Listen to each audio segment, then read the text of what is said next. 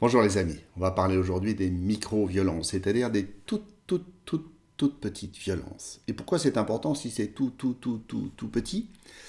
Eh bien c'est important parce qu'il s'agit de violences que nous infligeons à autrui, et on va surtout regarder ça sous cet aspect, plutôt que les violences qu'on nous inflige.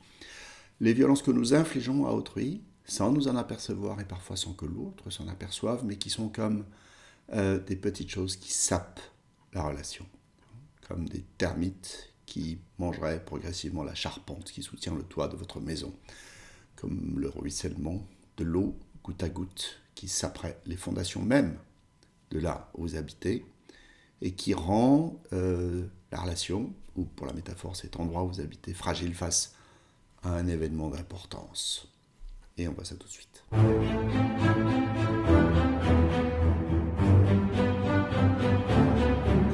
Alors d'abord, qu'est-ce que c'est quoi? C'est quoi les micro-violences? Et d'abord, c'est quoi la violence, tout simplement? Ça, j'ai eu l'occasion de m'en exprimer ici. Vous vous souvenez, la violence, pour moi, en tout cas le symptôme de la violence, c'est quand l'autre disparaît.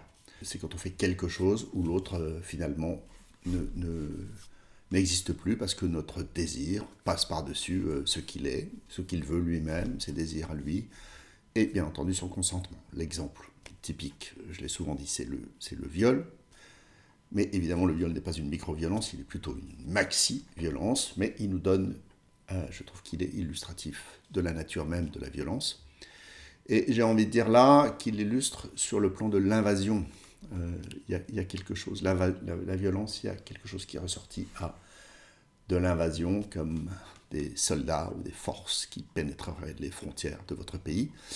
Là, c'est la même chose, c'est l'autre qui franchit les frontières de votre être, ou de votre être, et spécialement de votre être intime. Comment ça se passe? Ça se passe dans les micro-violences, ça se passe de façon toute petite, je l'ai dit, avec des mots. Et j'ai deux exemples pour vous. C'est quand vous dites à quelqu'un, ou quand je dis à quelqu'un, ou quand quelqu'un vous dit non, tu n'as pas dit ça. Si, je l'ai dit, vous êtes persuadé d'avoir, par exemple, je sais pas, donné une consigne à quelqu'un et qui vous répond non, non, c'est pas vrai, tu me l'as pas dit. Ça, c'est le premier exemple, et on va voir en quoi c'est une micro-violence. La deuxième, qui est peut-être encore plus subtile, c'est je ressens que tu as peur. Peut-être que je peux dire au passage combien moi je suis, peut-être par l'exercice du métier que je fais, par mon intérêt pour le sujet, combien j'ai développé peu à peu une sensibilité sur ces sujets, et que peut-être ce que je vais dire va vous sembler anecdotique, futile. Moi, je crois que nous avons la possibilité, encore une fois, de saper les relations et que c'est très important. Et donc, je vais essayer de vous communiquer ça. Quand quelqu'un vous dit non, tu ne l'as pas dit, il vous dit tu ne sais pas ce que tu dis, moi je le sais mieux que toi. Quand quelqu'un vous dit je ressens que tu as peur, et surtout dans les situations où non, pas du tout, si, si, je ressens que tu as peur, il vous dit tu ne sais pas ce que tu ressens. Moi, je le sens mieux que toi. Et je pourrais dire que c'est une invasion dans ce qu'on pourrait appeler l'espace intime, ou l'espace de représentation de notre intimité.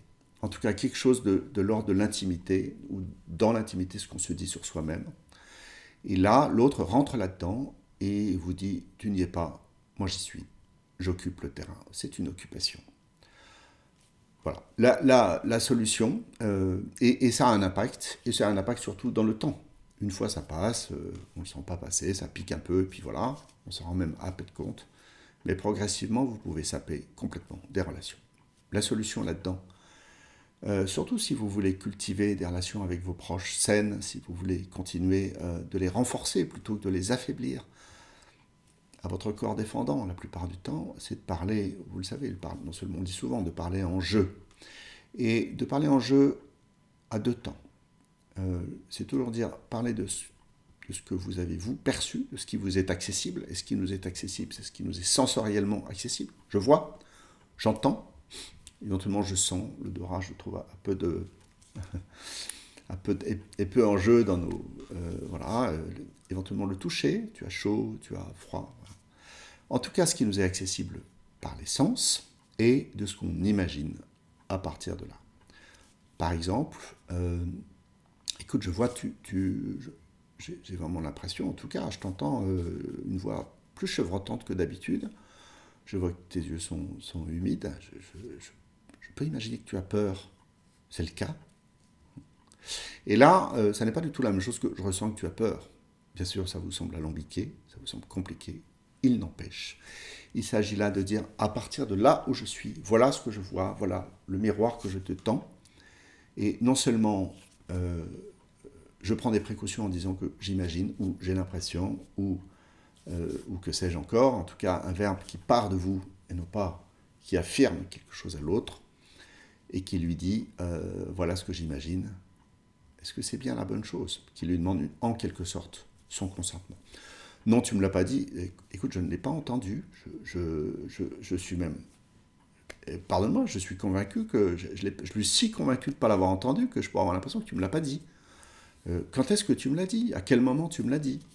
Vraiment, je ne sais pas comment tu t'y es pris, mais en tout cas, moi, ou comment moi je m'y suis pris, mais je ne l'ai pas entendu. Et on voit bien que là, à partir de là, se noue un dialogue, se noue un contact, se noue une relation, se noue une rencontre. C'est toujours pareil, l'obstacle peut venir renforcer la rencontre. Sur ce, mes amis, cultivez vos relations, prenez soin de vos proches. Le temps n'est pas loin où vous aurez besoin d'eux, au milieu de merveilleux conflits. Merci, abonnez-vous, à bientôt.